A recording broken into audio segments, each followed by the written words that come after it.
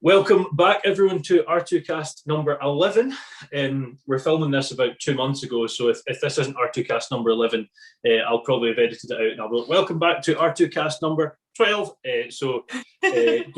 Don't worry if that's a problem there. Today we have an old, what is it you call someone when you go to uni with them at the same time? Someone that went to uni at the same time as me, a good pal of mine called Kirstie. If you want to say hello there, Kirstie. Hello. So, before we get into Kirstie's story today, I'm going to let's talk about the elephant in the room. You've probably been following these podcasts and you're thinking, right, it's coming up to June time now, it must be shearing time, and it certainly has been. So I got rid of about 3 kilos worth of hair last weekend, and I generally feel lighter. So yeah, it is still Wallace Curry here. Don't think I've been stolen and someone else has taken on the podcast, but yeah, if you're listening, if it's your first time, make sure to subscribe on YouTube, follow the Facebook and Instagram pages, Rural to Kitchen for all three.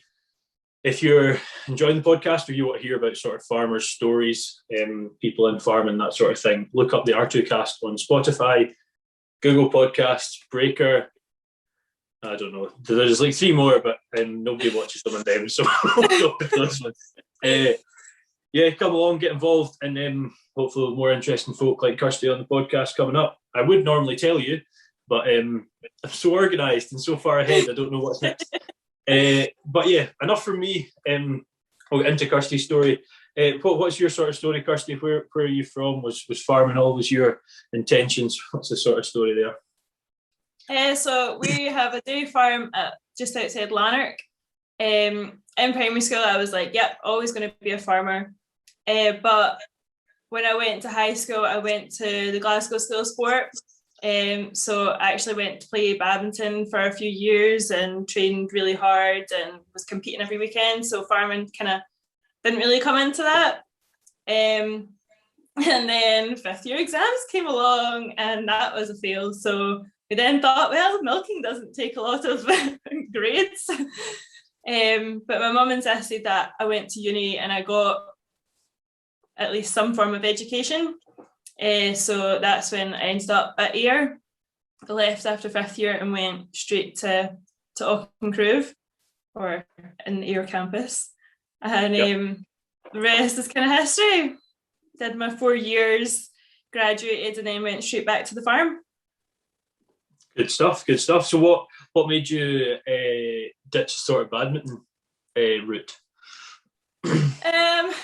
Well, it was hard. You were training kind of 3 hours in the school hours, and then you were training after school and every Sunday as well, and then you were competing on Saturdays. So it took up a lot of time, it took up a lot of effort. I'm like you, Wallace, I'm quite accident prone, so injuries were quite common for me. And you get to a point where you think, you need a job regardless. Like, sport only takes you so far. You need a job, and you may as well get real and get a job younger. So it's always nice to have a dig at my accident proneness, but fine. Yeah, no, absolutely. I think we all as kids are like, oh, what'll be this, what'll be that. My 20 stone figure took away from me being a winger in football, but these things all come across as well. But, so you said you went to Ayr to study. So you went to SRUC in Ayr. Was it agriculture you studied or a related course? Yep. So because I had the minimum requirements to get in, I had to do every year and pass every year to get through. So started with HNC and then went right up to do my BSc honours. So very good advert for SRUC there. You can jump in if you don't have everything at the start. Yeah. And you can graduate with a 2-1 with 2 C fails in high school. Yes, you can graduate with a 2-1 if you're not me. So Kirstie was a great student. Yeah, so you studied agriculture. We've all sort of, let's say we've all done a degree, that's not true. When we hear about folk doing honours degrees and whatnot, obviously the big thing is there's a dissertation. It's the worst thing ever. I honestly, personally, don't want to sound too sad here, but I absolutely love doing a dissertation because it's something. I love mine. Yeah, I know you did, and I was sort of moving on to that, and it's I know I've got a few students that listen to this and a few folk that want to study agriculture, and the sort of the dissertation is always that big daunting thing, Yeah. And if my one tip would be, when you're choosing it, choose something you're interested in, and then you're really going to enjoy your fourth year. Yeah. So you've said you enjoyed it. What was it you focused in on then, Kirstie? So I did reducing methane by feeding grape mark to dairy cows. So Dad and I went all the way down to England to get some grape mark. We bought some IVCs and got them delivered to the farm that does the wine. We went all the way down. We took two visits. We brought 5 ton of grape mark back up the roads.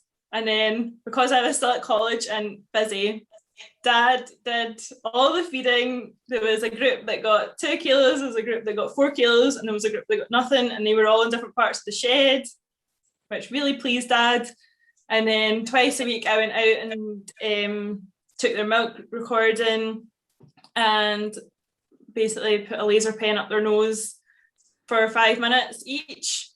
And then at the end of it, we collated all the data and we had a 23% reduction by feeding grape mark. Right, okay. Very interesting. And what exactly is that product? So the byproduct of wine production, the stalks, the skins, the pulp, everything that doesn't go into your glass of wine. So I don't want to be nasty here, but the boring stuff that's not going into the good stuff. It's good that, wasn't it? The byproducts of, you would never consider. I actually remember you told me this at uni, you were doing this, and I was like, what? And that's the cool thing about dissertations. You can sort of make it your own. So you get a 23% reduction. At what cost did that come at, though? Was it something that farms could continue to do, or? No, well, maybe in like France, but I can't see it happening in the UK. I mean, wine production in the UK isn't exactly happening, so I can't really see it becoming a commercial thing. So one of the things that I did think about after college was to go on and do perhaps a master's or a PhD, and I had thought, the kind of research we looked into kind of focused on the oil that comes with these sorts of products. And then I was actually watching a program on Countryfile that was talking about insect oil, or like insect farming, and oil is part of that. And I thought maybe the oil in insects is similar to or has the same effect as maybe the oil in the grape mark. So I was kind of going to maybe focus on doing that, but that opportunity just didn't ever happen. Yeah. So it's not as if you're retired yet. I'm sure the opportunity. I know. Still time. Always. So yeah, unless anyone out there's in Scotland wanting to start a vineyard and supply the Bairds with some byproduct from the grapes, then we probably won't go down that route anytime soon. But no. So you're at uni there. You've done your 4 years. What was sort of next? Oh, actually, wait, no, I forgot something. When you were at uni, you were involved in a dairy award. Is that right? Dairy award? Yeah. So my second year, John Flanagan, the good man he is, put me up for the award. So we had to do a graded unit type idea, how we would run a farm or how we would set up a farm. And this was put into a final, and then there was 6 of us selected, and we did a presentation down at the big farming fancy bit in England. Yes, the Farmers Club. Yeah, that one. So I was the only Scot that got through to the final that year. So yeah, that was a really good opportunity. And so what you obviously said it was sort of like writing a graded unit and how you would run that type of farm, but what did that offer? Did you, once you went down there, did you have to present that, or how did that work? Yeah, so it was a 15-minute presentation, I think, and then there was like a kind of panel type idea where we all sat and got asked questions. So it was quite full on, and obviously it was quite intense. You've got lots of people from like Harper Adams and things. Yeah. No, it's impressive, isn't it? And I think if you know of a few folk that have been through SRUC here, when you mentioned it there, that have went to these type of things, it's brilliant. It's done really well. Yeah. So, while at uni, you sort of pushed it, or you're involved in, maybe you didn't push the campaign, but you're involved in a campaign around dyslexia in agriculture. Yeah, so when I started college, I was normal, and thought I was like a grade A student, and then obviously exams came in and they were 2 C's and a fail, and you think, right, there's something wrong, but it doesn't matter, you move on. And then at college, another great lecturer we had, Gordon Soane. The first kind of few things that I handed in didn't quite make sense, weren't quite logical, and he said at that time, I think you should go and get tested. So Mum had been thinking for a while, that perhaps that's something that we should do. So I went ahead and I got tested, and of course I was dyslexic. So I'd been through whole of primary school, whole of secondary school without a clue. And here was first year in college being told that I was dyslexic. So they then were great. They put up so much support for me. I got extra time in exams. I got somebody had to sit with me and write out all my answers. And then I started working on techniques that I could do myself. So I started using coloured pens to remember things, because I can remember diagrams, but not big scrolls of writing. So it was all just working out ways that it would work for me. And from there, Jan Connell suggested the Farming with Dyslexia campaign, and we went to the first meeting of that, and they asked if I would be the young ambassador. So the campaign's kind of dwindled away in recent years. Obviously, with COVID and things, that's not helped anything.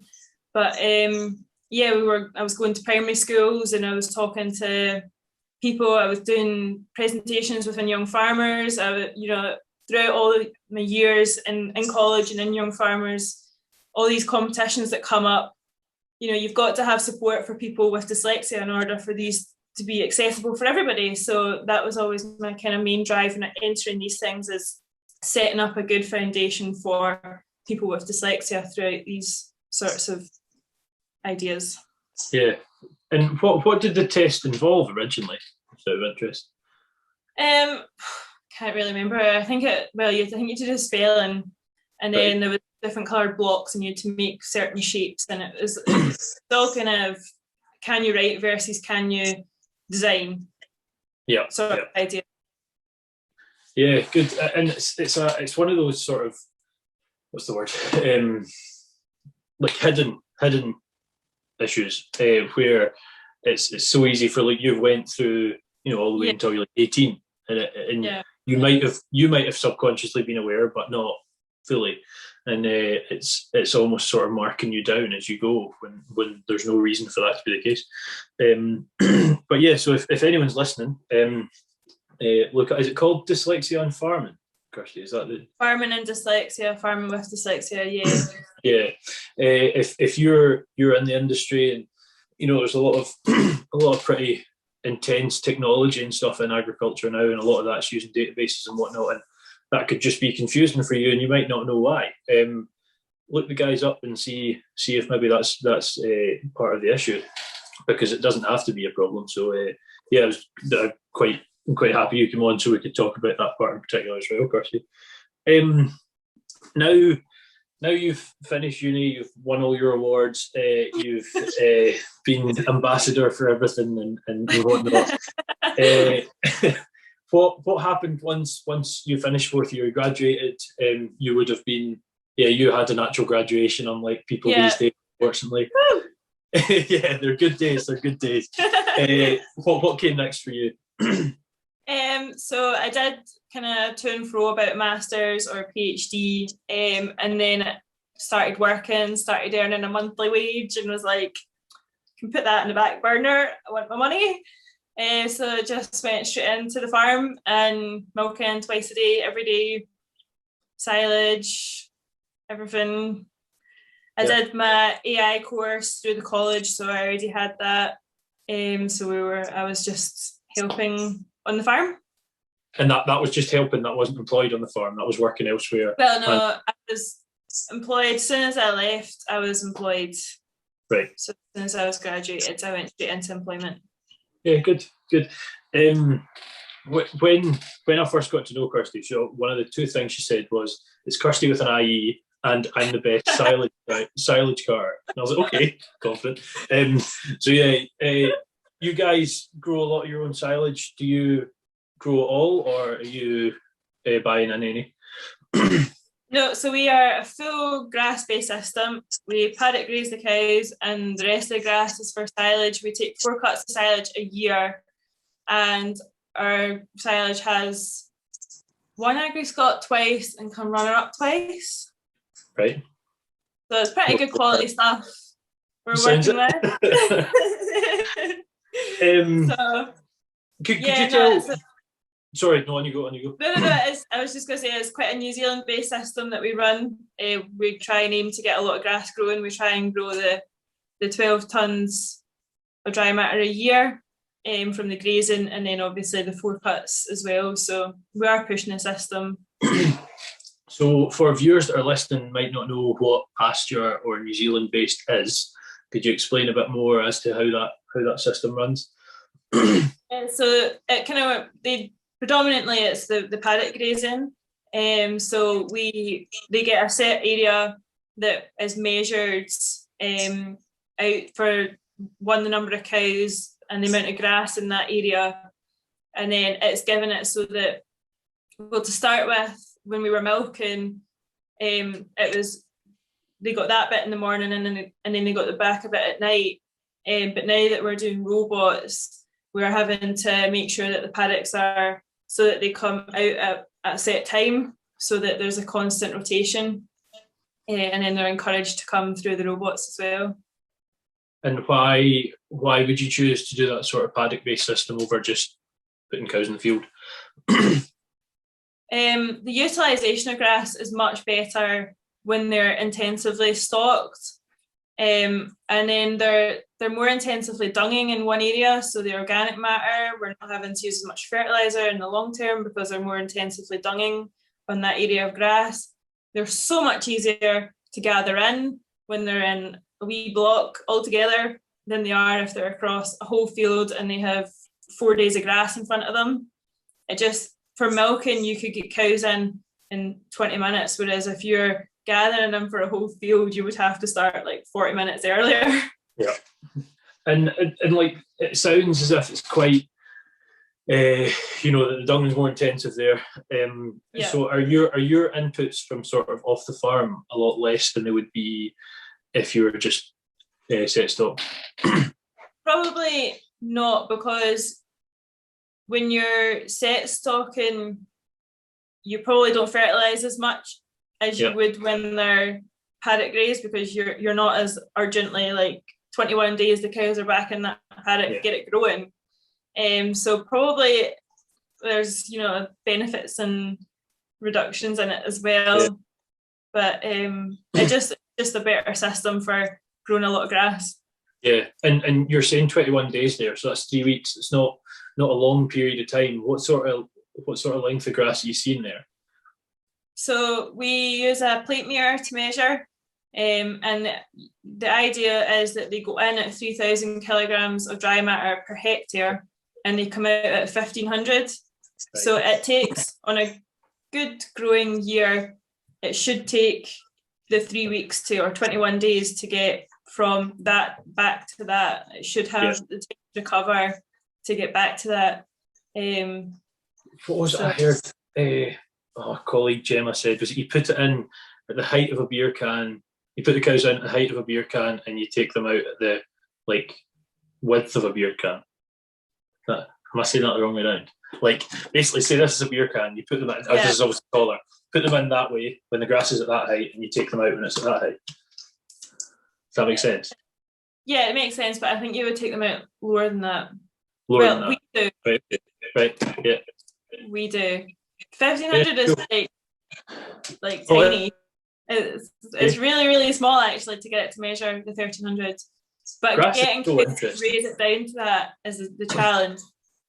Grand, cool. That makes sense. As far as grass is one thing that it's obviously so important to basically all of agriculture. It's the start of all and livestock farming. But I understand it to a point, and to another point, I'm like, what does this mean? How does this happen? It's the cheapest form of feeding, so if we can get as much out of it as possible, then we're not spending it on feeding. Yeah. And how much silage are you storing? How much are you producing? So we do 95 acres times 4. 95 acres times 4. So 380 acres, give or take. Yeah. And our measurement of that is when it bottoms out the plate meter, we go and cut. Okay. Yeah. So it's more kind of the 6,000. You would graze at 3,000. We kind of cut it about 6.5. Right. Interesting stuff. You mentioned at one point there, you said when we were milking, but now we're using robots. Some people might be listening, robots. What does that mean? So, obviously, how robots work. Could you tell listeners how they work, why you chose to get them as well? So, milking twice a day isn't all it's cut out to be. It's quite hard going. It's labour intensive when you're as accident prone as well. So now it hurts.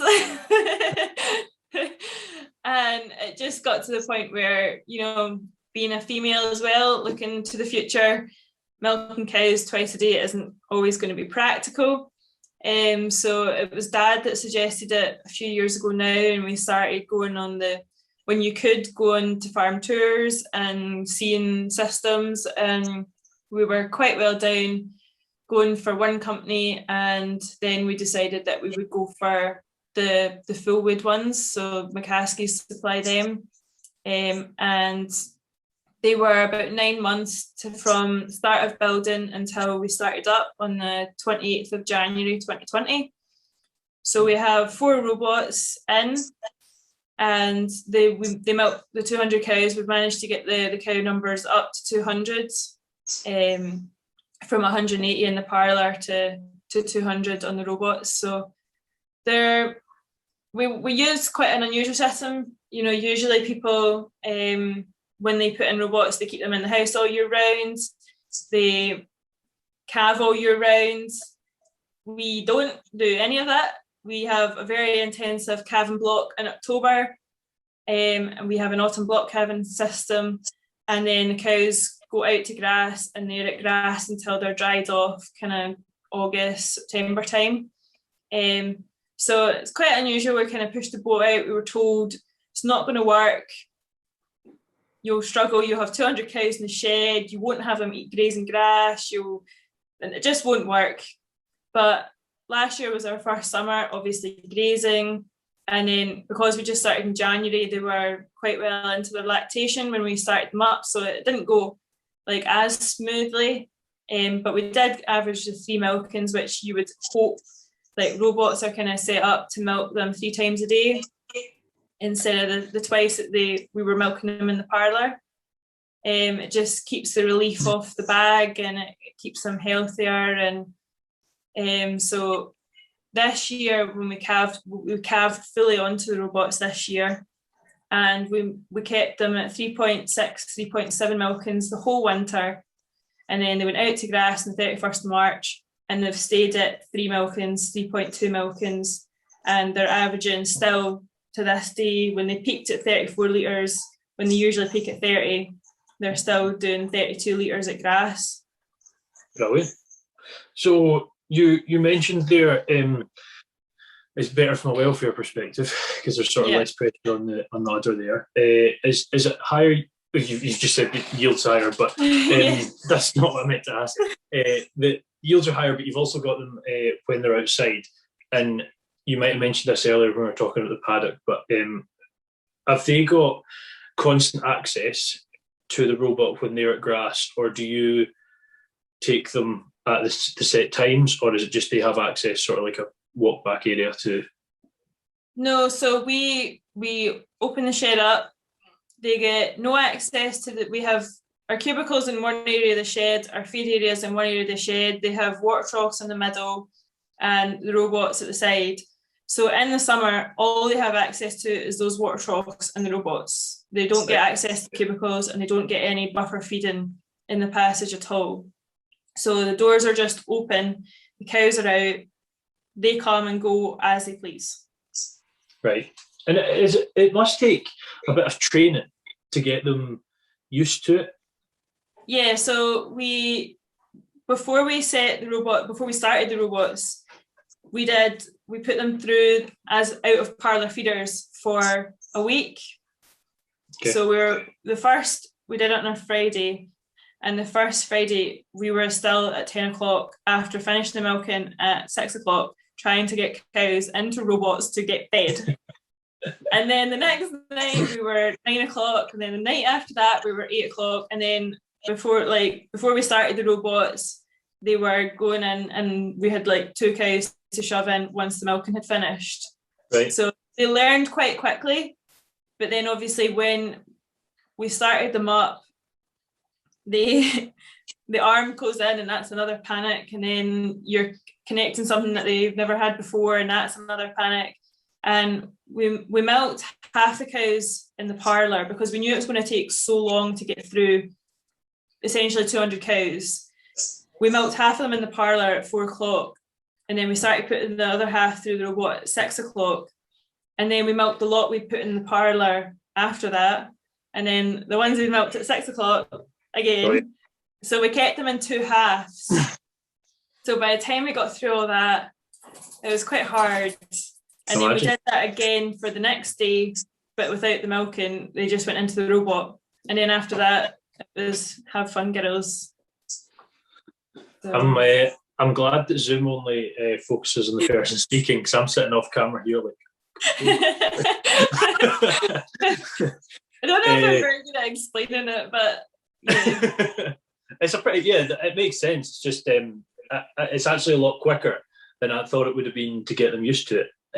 So they said when we had a few meetings and things, and they said 3 days and you'll see a big difference in cows. So it takes them like 3 days to go, okay, I know what I'm doing. Yeah. 3 weeks they get even better, and then 3 months they'll be fine. So you get told there'll be 3 months of hell, and then it'll all be okay. But we would say we had 2 12 lactation girls. So they're 14 years old. Try to teach an old cow new tricks is hard. So they were the longest to train on, and now they are like, change the gate, come on, hurry up, move it.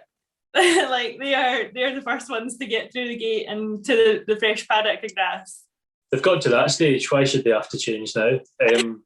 That's an awful amount of lactations. That's good. That's a lot higher than you would normally do. I think we must average quite high, because we've got at least 50 cows over 7 lactations. Right. Wow, that's brilliant.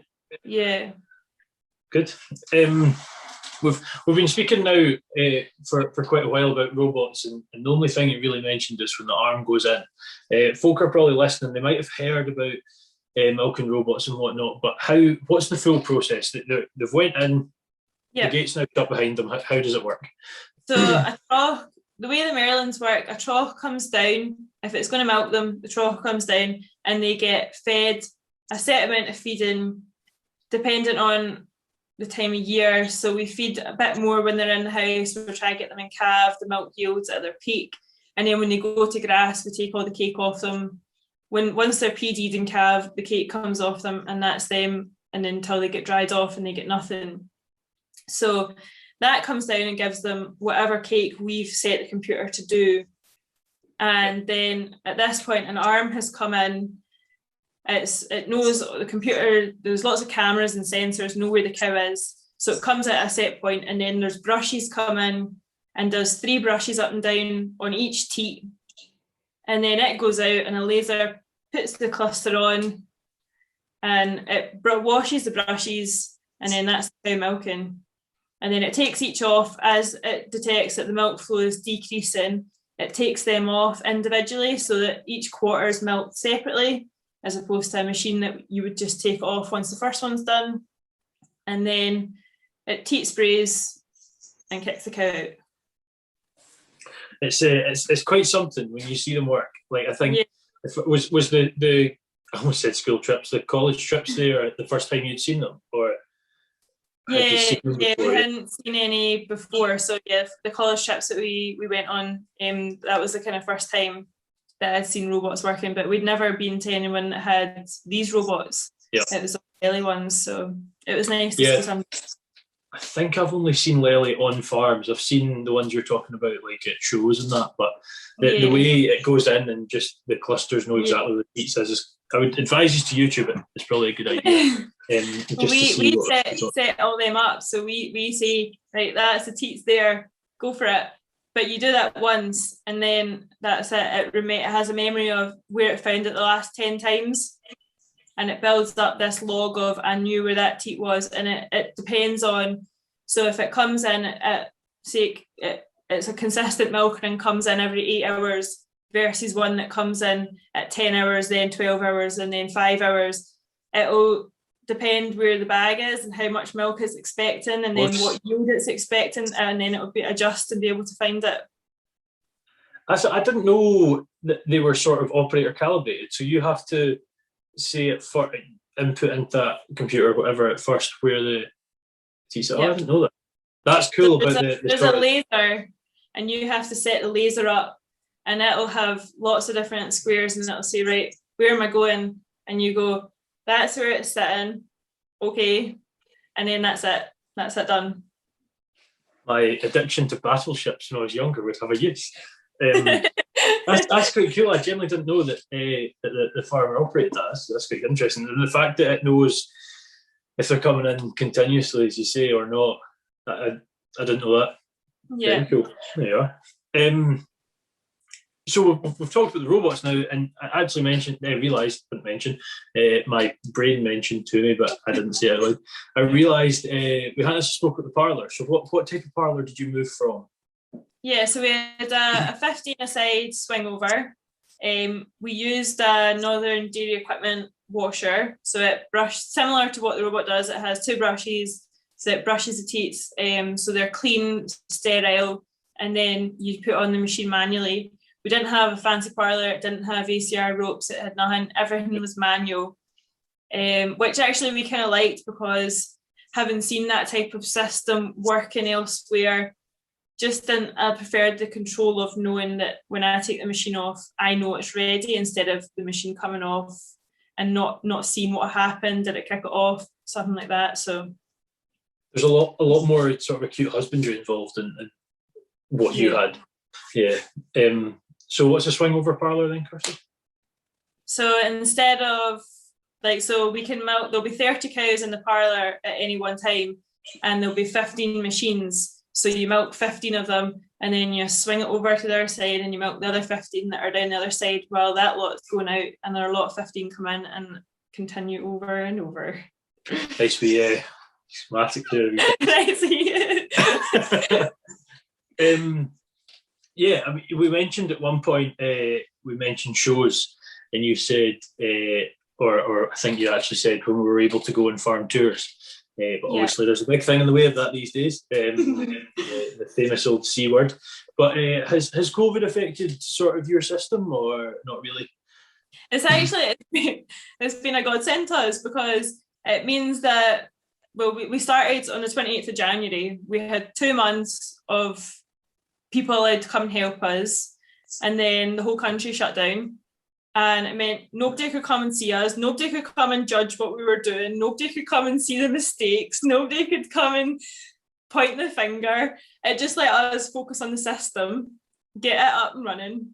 We had a year where we had no stress of people coming and seeing it or anything, and it meant that, you know, there was no Highland show that distracted us and took us away, and we all wanted to go because it was the first year we all could go, and we just buckled in and focused on the system and got it working, and now we're reaping the rewards of it because it's working so well. So yeah. Grand.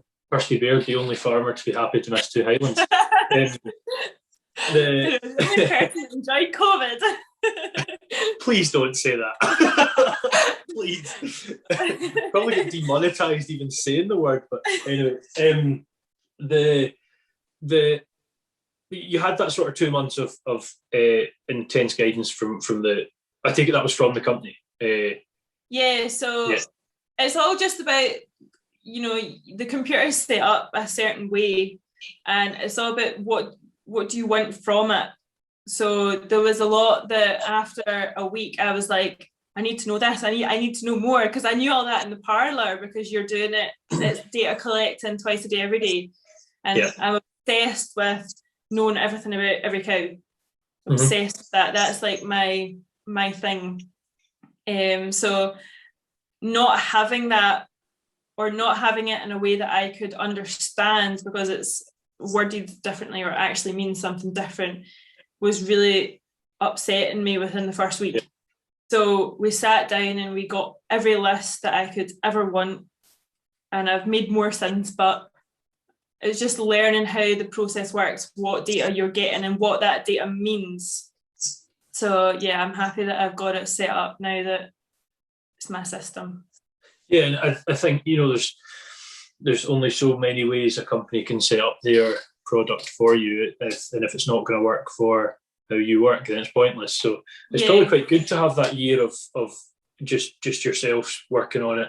We all make mistakes at the start, but when there's someone there like watching it, they probably get worse, and it's probably not any use. So, and is it just you? No, sorry, we're quite unique in a sense that we don't have Holstein cows. They're all crossbred, back to New Zealand style Friesians that graze with Monty and every kind of breed you could want in there as well. So like ours aren't getting the yields that the computer says is the baseline. So it was then kind of tweaking it to suit our cows, and a lot of other farms do it so that they have no interaction with like how much cake it's given and how much this and how much that, whereas I set it up manually. So I do it completely manually. Right. Every time the cows get more litres out of them, they get more cake, but that's all done manually because I don't want. So like our max cow given 55 litres got 9.5 kilos, because in other systems that could be like 14, 15 kilos of cake, and that we just don't want the cake bill to run away. So no, they're averaging 8 kilos of cake, and they're getting on for 8,000 litres. And the cake bill's one thing, but also that's like 150% of what it's getting. Like that's a lot. When you're looking at sort of quality of nutrition, you'd think it's almost too much. You mentioned there about you're not getting the sort of required yields, but I take it because of that you're getting sort of better butter, fat, and protein contents. Is it? Yeah. So we run we'll be getting our bonuses on our butter, fat, and protein. We don't go for the white water. Like we've got quite a good quality of milk that we're selling, and now we're focusing on how to fine tune it so that predominantly is milk from forage, but also is going upwards. We used to average kind of 7,000 litres a cow 10 years ago. We're now getting towards 8,000 litres a cow, just with breeding and changing genetics, but then also the system has allowed us to focus it on a cow-to-cow basis. And we're seeing huge benefits from that. I listen to myself sometimes and realise how bad I am at doing this. I go like, let's go robots, and then talk about Parliament. But keep folk on their toes. We mentioned COVID there, and you said it was a bit of a godsend. I take it, given the nature of sort of milk contracts normally, it hasn't affected any prices, or has it affected that sort of thing? No. Well, apparently milk demand's going up, so it seems to be a win-win for us. We sell to First Milk, and they seem to be kind of one of the top end of the milk prices at the moment. So I don't think many folk can complain. No, I don't think anyone really in agriculture at the minute can. It's been. You hate to sort of look at COVID and almost look as if you're profiteering from it or anything like that, but it has been good. I think agriculture always leads in the face of adversity, if you will. It's always sort of one that does well because you realise how much you need it. So we've looked sort of at the business, at the changes you've made and whatnot. focusing in on dairy, because we've talked about dairy in the podcast before, but we've not actually went into the sort of specifics of how does a sort of year on a dairy farm work. You say your autumn calving there, but how does the system move throughout the calendar year? So going off of our system, one cow will calve in October. She'll have her calf, we'll take the calf and we'll rear it, and it will get milked for 2 months, and then it will be weaned off and it will be on a silage-based ration after that. And that cow will, for us, it will get its colostrum taken. We take it separately because the robot always adds a bit of water in to the milk, so we take the colostrum separately so that we know it's really good quality. Then we put them onto the robot. We keep the milk for 3 days, because there's always a bit of milk that is changeover from colostrum into human consumable milk. So we keep it for 3 days, and all that goes into calves, and then they go into the tank, and that's them. To get them calving again on the 1st of October, we start AIing on the 23rd of December. So that's kind of more than, I think they say that you should start AIing at kind of 60 to 90 days, but we start kind of almost 100, if not over 100. And then they have hopefully one service, get back and calve, we PD them, and then between that time they'll go out to grass, and then if they're PD positive and they're going to calve on the 1st of October, we dry them off at the start of August. They have 2 months where they enjoy life, they tidy up fields, and then they come back into system 3 weeks before they get fed silage and a wee bit of dry cow concentrate just to get their rumen working, because once they calve, that's them back into a winter ration on our farm. So we bring them in 3 weeks to transition them onto that ration, because it takes rumen bugs 3 weeks to transfer, and then that's them set up for the next lactation. And when Kirstie's saying dry there, what that means is a cow's basically lactating 305-ish days of the 365 days of the year, so that 2 months is when she's not lactating. You mentioned you hope they sort of are successful in the first service. What sort of percentages are you seeing there? So the target is to get 60% from each service. So if you serve 100 cows, you would want 60% of them to hold. So last year, because of when the robot started, we were 5 weeks into breeding. So that took a big hit because we were focused on our things. There was stress with the change in system. It just kind of took a hit. So our fertility took quite a hit for calving in November this year. But this year we're sitting, I think, 64% conception rate for first service, held to first service. Yeah, so we're trying to push that kind of as tight as we can. Brilliant. Well, I think we've kind of went round the houses of the story of Kirstie. What, I don't know if you've watched the podcasts or if you've read the People in Farming interviews from back in the day, which started in July. When this goes out, almost be a year old of interviewing. I still thought journalists had an I in it instead of an A in the middle. We always finish it off with 2 questions, one of which is, where do you see yourself in, why can't I get the word 5? I can't get the word 5. Where do you see yourself in 5 years? And if you had any tips for someone coming into, well, feel free to focus on the dairy industry if you wish, but the agricultural industry as a whole, what would they be? So where do I want to be in 5 years? Well, hopefully still on the farm. Hopefully that is still working well for us, and my kind of aim in the next hopefully 5 years is just to reduce our cost of production. We don't run at a high cost of production, but you can always make improvements somewhere. So hopefully get that down as tight as possible. And for anybody coming in, I suppose being a girl, you've got to focus on them. So just don't let being a girl stop you from doing anything. And certainly don't use it as an excuse not to do anything. A lot of people look at me and think you shouldn't be doing that, or you're never going to do what you should do, and it's never stopped me. So you just got to go for it, and not to let anyone tell you that you can't. Yeah, and I can imagine you did that. Not let anyone tell you can't. Yeah, no, that's a good point.